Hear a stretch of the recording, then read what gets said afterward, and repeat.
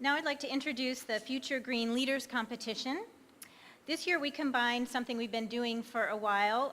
We combined both the essay competition and our 8th annual scholarship competition into a single event, and it was designed to honor local students that demonstrate the most innovative and inspirational approach to sustainability within their organization or family or peer groups.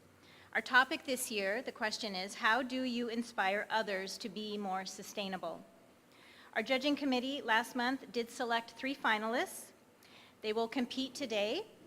Each of these finalists has already received a $1,000 scholarship, and the winner of today's competition will be named the 2014 West Michigan Sustainable Business Fellow, and they will receive an additional $4,000 scholarship. Each finalist will read their submission and answer one question from each judge. And then after each of the 3 have gone, the judges will adjourn and they'll deliberate, and we'll begin the next part of our program around our Art Prize charrette. So I'm going to mention the judges, and are you guys going to come sit up? Okay, so as I mentioned, why don't you come on up. So first is Shelley Irwin. She's the morning show host and producer for WGVU FM. Phil Green, who's program manager for Grand Rapids Community College. And Justin Swan, co-founder of OrganiCycle. Great, so as they are taking their seats, thank you.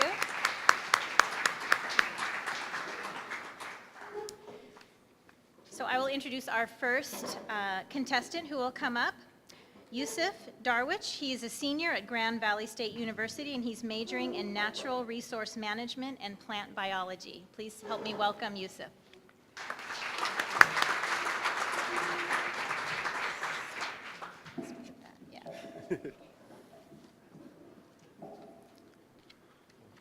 Well, hello.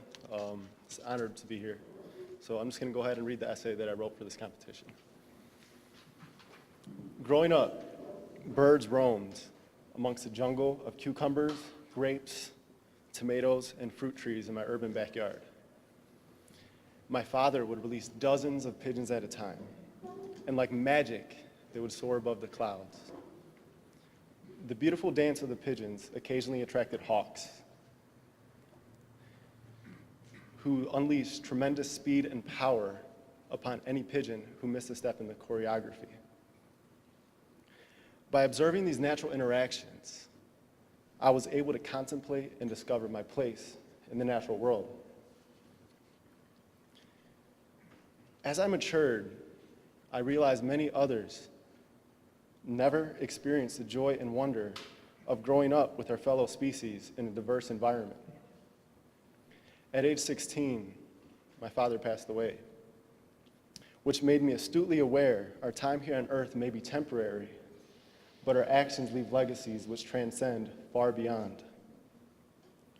Because I understand the benefits I developed while growing up within a rich and diverse environment, I was set on a lifelong course to enable others to reap the same richness and satisfaction. Upon attending Grand Valley, I discovered the Sustainable Agriculture Project. I started as an enthusiastic volunteer, spreading positive energy throughout the group. As I accrued knowledge, I eagerly began to share it with others. While at the SAP, I've had the opportunity to work with, learn from, and teach hundreds of students. Regardless of the incoming level of interest, I have observed countless numbers feel a connection to the environment through simple actions like planting a tomato seedling or pulling a carrot out of the ground. A particular instance at a volunteer event involved the transformation of an inner-city middle schooler who scoffed at the idea of eating anything that came from the ground to being captivated of life's processes by holding an earthworm in his hand. No words I could have said would have unlocked that same curiosity. It was only by enabling him to experience nature firsthand that he became inspired. Eventually, I went on to become the president of the Farm Club to promote sustainability efforts at Grand Valley. I've used my position to coordinate with students and faculty to hold several events and educational workshops, including beekeeping, rain barrel installation, vermicomposting or worm composting, starting a garden, tree planting, and the Growing Connections Food Summit. Pond building, mushroom cultivation, and canning are also on the future's horizon, I hope. The goal of all these efforts is to build community and show individuals the way they can make a positive impact in the world. As I move towards the end of my Grand Valley career, I often reflect on the legacy I will leave and how I can best enable future students to continue to progress towards a sustainable, personally enriching world. I have concluded starting a tree nursery at the SAP is the best way to impact people in the future. By starting the nursery and showing others how to further continue its development, I hope to spread trees far into the community for years to come.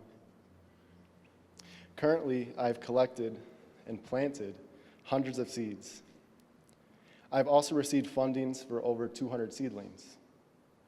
A partial list of the species include serviceberries, hazelnuts, American chestnuts, persimmons, plums, and apple rootstocks for grafting. Now, grafting is like this magical process that fuses two different plants together to maximize desired traits. So in addition to grafting at the SAP, I plan on grafting on a ton of crabapple and flowering pear trees around campus. Because my time at Grand Valley may be limited, but these trees will impact the campus community for years to come. Ultimately, in my lifetime, I wish to engage and inspire people of the natural world by designing environments we interact with on a daily basis.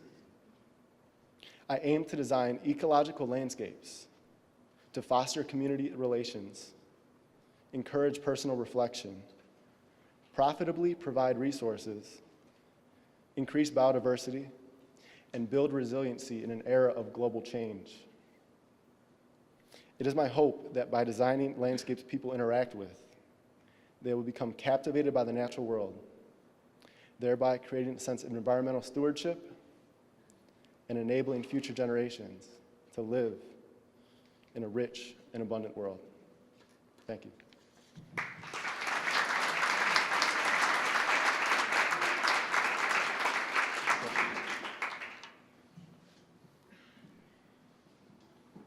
Joseph, I was really drawn to your desire to teach. Yeah. So you don't find that a lot among students who also teach. Can you talk about what are the traits that you feel you have that you're going to use your experiences and then share them as a teacher for your student? Sure. I think the biggest part of teaching is you have to meet people where they're at. You know, you can't assume that people know everything. You know, nobody knows everything. And I think a really important part is to ask questions, to stimulate the thought process. And I think I can do a pretty well job of asking those questions. And also, I think if you express passion in something, it's very obvious. So if you're teaching people on like earthworms, for example, like, yeah, this is what earthworms do for the soil. They break down organic matter, they do blah, blah, blah, in like a monotone voice, they're not gonna be receptive of it. But if you go out there and be like, look at this earthworm, do you know what it does? Like, do you know how it takes this dead stuff and turns it into new life? And you bring that like energy and excitement, I think people are really receptive to it. So hawks eat pigeons? Yeah. My dad didn't like it, but I thought it was awesome. Think about this. Which generation, you have 3 or 4 to choose from, needs the most work on becoming more sustainable? Why, and how do you get them there? I think it's a dichotomy between probably the middle-aged class right now who have grown up in the era of convenience. You know, the class that grew up with the microwave oven and TV dinners and things like that. Because one particular example with that, during the summer we had a family weekend farmer's market at Grand Valley, and there were a couple parents that like walked by with their kids like, hey, do you want some lettuce? It's like, what? So I think that generation is probably key, but I think to impact them, you need to focus on the younger generation. Because if you get kids being like, Mom, plant a garden. Like, if kids grow kale, then they'll eat it. And I think to impact that older generation, you need to start from the beginning. And then the beginning generations will continue to make the changes we need. Okay, thank you. Good stuff. Enjoyed reading this. In one of the paragraphs, you said, I often reflect on the legacy. I'd like to know, what do you envision that legacy being once you leave Grand Valley? And also, how can you take what you learned to influence others? Right. I haven't come up with a definitive answer for that.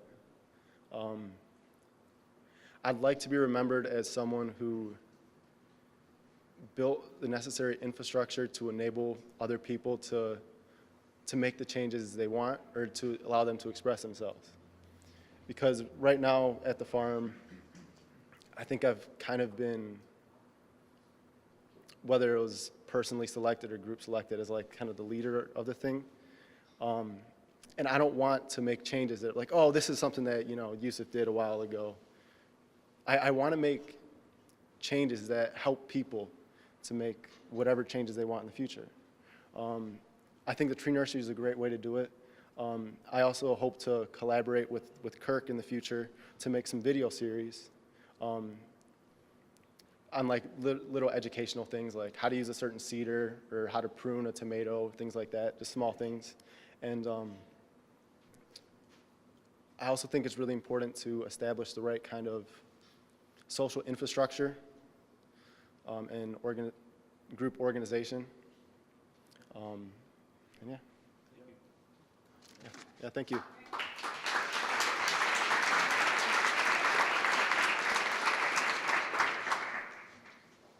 Thank you, Yusuf. Oh, it's okay. Next, I'd like to invite Jamie Swanson to come on up. She's at Aquinas College, and she is majoring in sustainable business.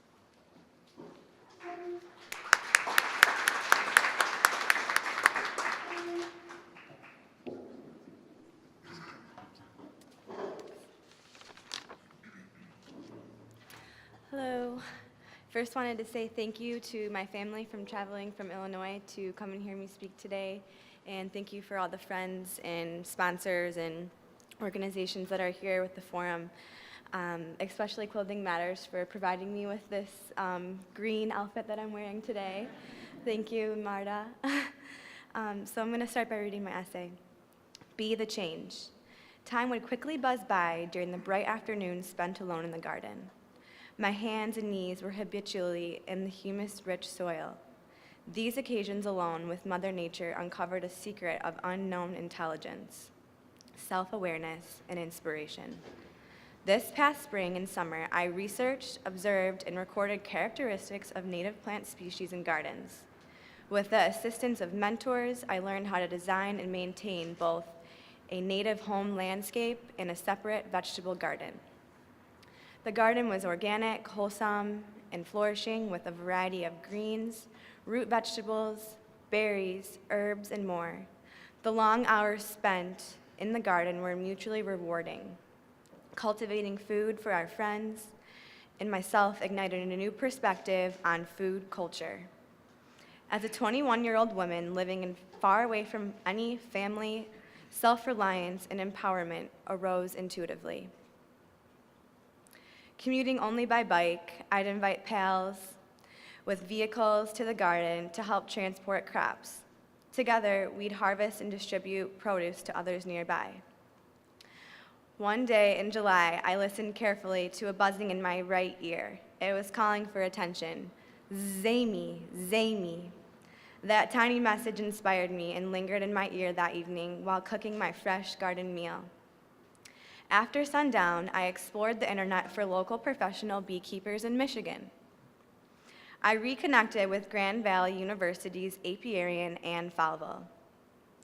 Before I knew it, we were suited up with a smoker in hand, identifying larvae, busy worker bees, drones, and the queen bee herself. My garden, your food, and many of our nature's creatures would not be possible without the tiny buzzing honeybee, or Apis mellifera. For millions of years, honeybees have helped us to successfully pollinate 80% of our food crops, along with flowers and trees. How does such a small insect endure to work infinitely to support her hive, the environment, animals, and human beings? How many humans end a workday feeling as if they've benefited the environment, the community, the job, and themselves? I considered the honeybee a role model for the human race. My goal became to start a student organization and build an apiary at Aquinas College that would encourage education and community involvement. In the fall of 2013, I founded Aquinas Keeping Bees Club. The mission is to integrate awareness regarding the value of and our reliance upon honeybees. This will include a field-based education opportunity for Aquinas students and local communities. My compassion and dedication have been contagious to club members. I've reached out to many expert beekeepers for guidance and support. I regularly attend beekeeping workshops, write for blogs, research, and promote the honeybee. I'm applying for a grant to secure beekeeping club for equipment for Aquinas. I believe that those within a community have powerful influence to create change. My calling is to reach out and educate individuals in surrounding communities, including grade schools, local farmers, businesses, and eateries. As an active community member and yoga teacher, my ultimate goal is to inspire optimistic change among all people and environments. I encourage others to be open-minded and to experience new opportunities in order to find where they glow and how to fill the empty spaces with meaningful growth. These new insights relate to how one can understand, live, and validate sustainability. Sustainability must begin with a willingness to surrender to the ethics and values we possess.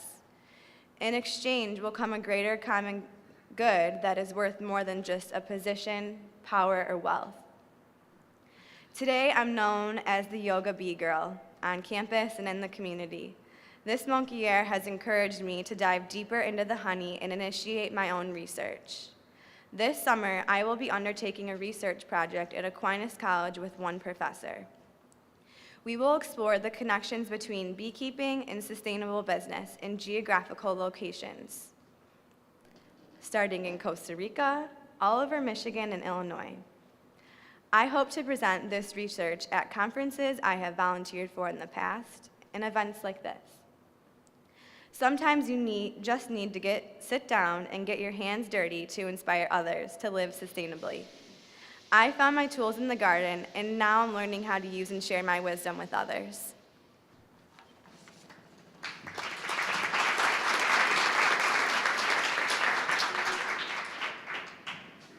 Okay, thank you. Enjoyed that. I know this is gonna be tough, but in a few sentences, Okay. you said to inspire optimistic change, like the word optimistic. How do you plan to do that? To get other people fired up with the kind of zest that you have for this? Well, I've already kind of run into that problem at Aquinas, starting the club. We're a small community at Aquinas, and students are already, busy with schoolwork. But really, networking and getting out in the community and just telling everyone what I'm doing, what my goals are, and how I want everyone to be involved, and, everyone to, have a say and a part in making that change. The mice are back. Have you ever been stung? Yes, I have. And actually, I'm going to Costa Rica for a study abroad trip at Aquinas for 12 days. And I'm contacting beekeepers in Costa Rica, and my assignment before I go there is to get stung by a bee just to make sure that I'm really not allergic. So I'm trying to get stung by a bee right now.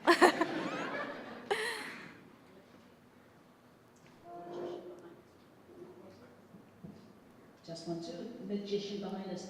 You mentioned a grant. Let's give you a situation. Let's say you walk out of here with a sizable grant from someone in our audience.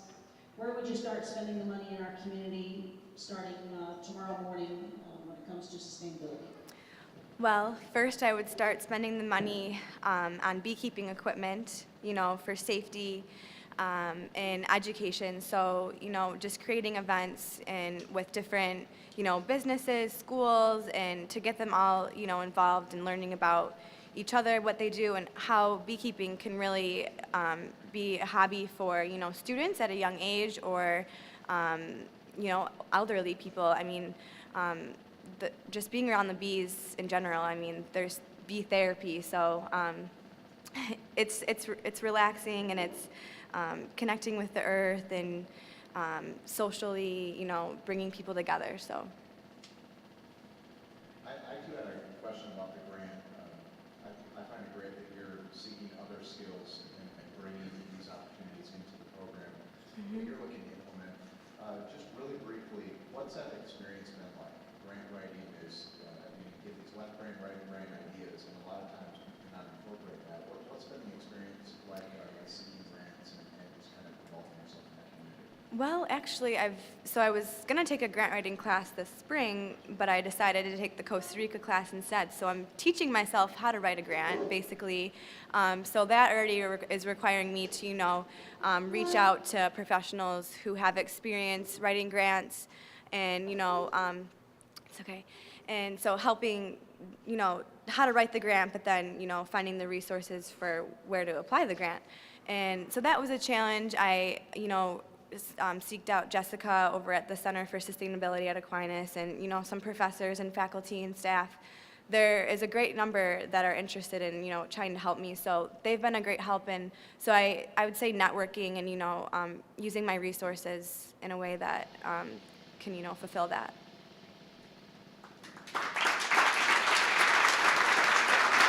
Thank you. Thank you.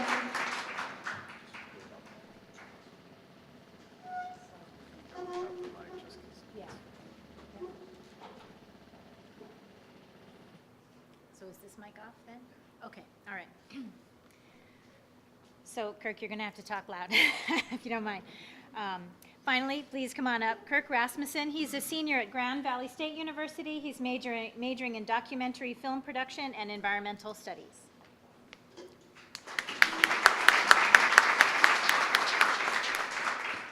Hi, you guys. Wait for me for a second. We're going paperless here. And if a laptop, is this a really bad idea to put a laptop on this stand? Okay. So, how many here like films? Okay, pretty good turnout. How many of you guys know that there's such an invention called TV and maybe you might have one in your house? Okay, we're unifying the audience here. And then we're going to open up my speech.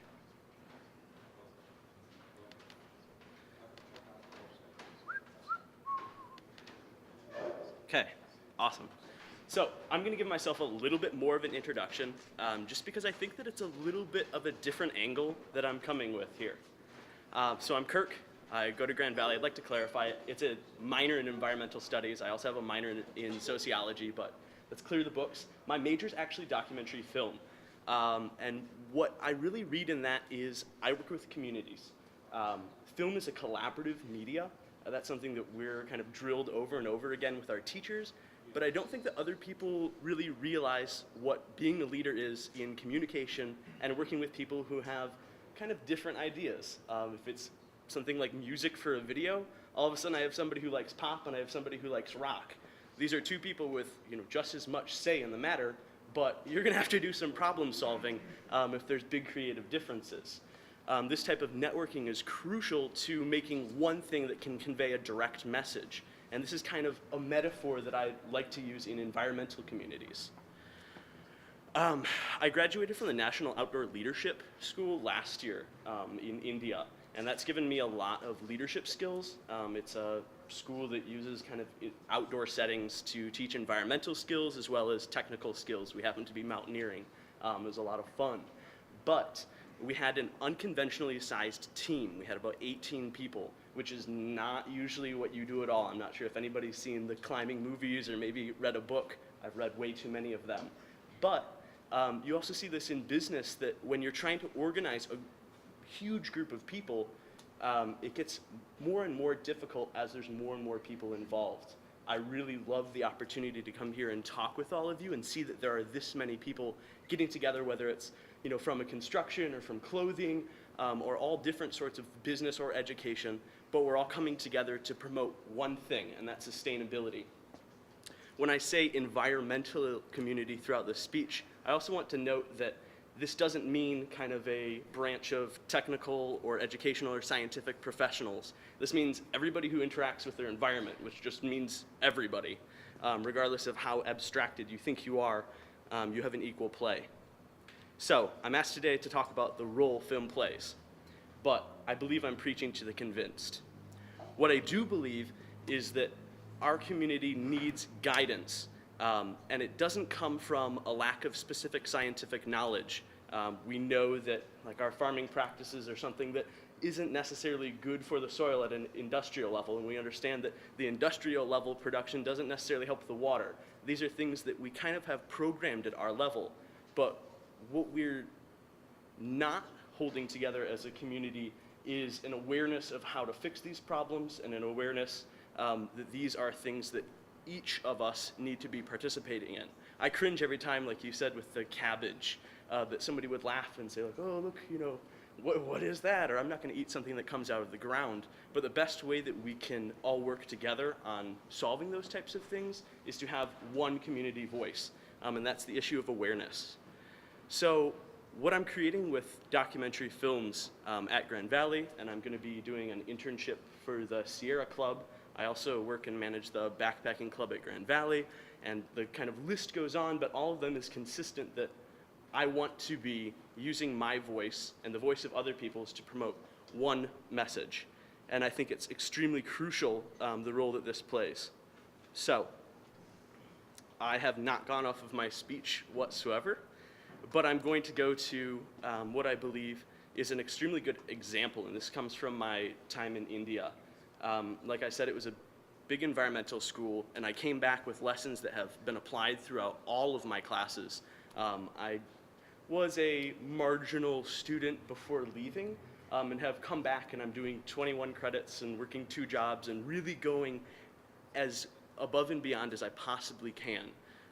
But I've seen that a lot of the interactions I have with course mates and inspiring other people and being, a leader in a group of 4 or 5 people is a very different message than the film which I produced for the National Outdoor Leadership School during that. It's running in festivals starting this summer, but it's been fed through their websites, and seeing the amount of attention that I can give, this is a nice opportunity to give a speech here, but if I can circulate a film which embodies something for everybody, whether you're, at lunch in a cafeteria or you're at your desk at work, you probably shouldn't be watching my movie there, but if you're at home curled up on the couch, all of these things are opportunities where all of a sudden, whatever is in your day can absolutely shed itself, and you're in India, or if Yusuf and I are making videos for the farming club, all of a sudden that's an experience where you flicked on the channel, you were once on your couch, and now you're having that inspiration to go pick carrots. Maybe it will open your eyes to eating a cabbage. There's amazing documentaries on beekeeping. I'm not sure if you guys have watched those, but it's a really interesting opportunity to open up the discussion. And I'm not saying for a second that having a film, watching a film is all of a sudden solving the problem, but what we need to acknowledge is that there's a community much larger than our own. And if we are not speaking with one voice and we're not participating, then we have no chance of solving that. So, thank you.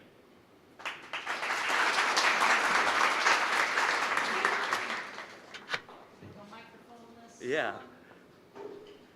Share some secrets. What are 3 secrets to a sustainable community right here in Grand Rapids?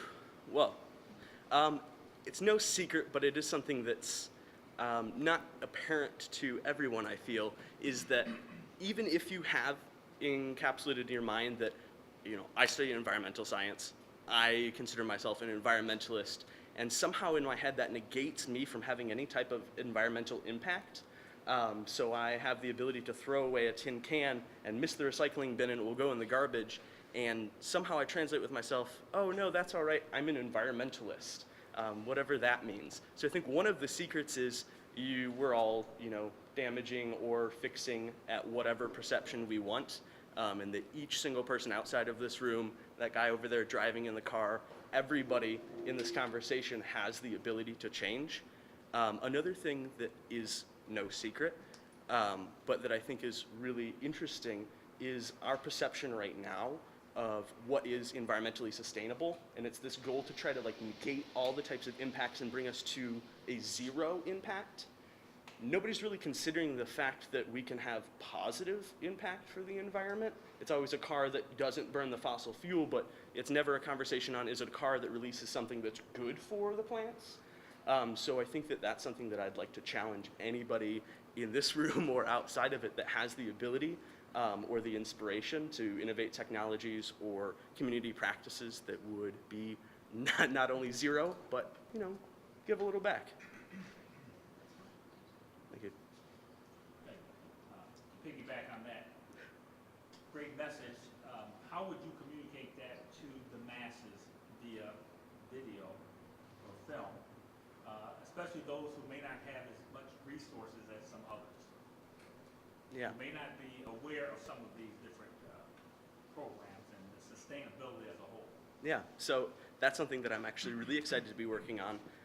It's just in the baby stages, but I'm starting an internship with the Sierra Club this summer. And this is interesting for them because it's going to be just a documentary film, which is fun for me. But we're going to be working with Grand Rapids restaurants, eateries, farming. So I've talked with Yusuf. If any of you guys are part of the restaurant or farmers markets, I'd like to talk with you. But what we want to open up is discussion on a community level where people kind of follow the money that's going into these farmers markets and promoting localism. And so I think that some of those tools are, just, there's a lot of people that can watch TV. There's not a lot of people who can specifically have the resources to go and do backyard farming. There's different barriers to entries for each, and film is a really easy one. Thank you. Thank you. In Kurt Rasmussen's inaugural, maybe second film, you get a 15-second in a world where, go, to describe your trailer, just your trailer. Wow. Trailer. Okay. It's the hardest question you could have ever posed to me. Okay. In a world where everybody was getting along just fine, but we were still challenging each other and redefining what challenge means, communities are interacting to promote wholesome things and to acknowledge each other as human beings and not just faces which make me awkward up here. So that we can all live in a planet which promotes each other's personal goals. Thank you, guys.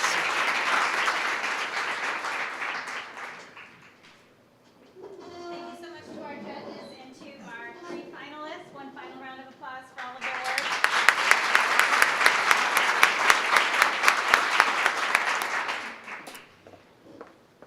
So what I would like to do now, we're going to shift gears, and the judges are going to go and make their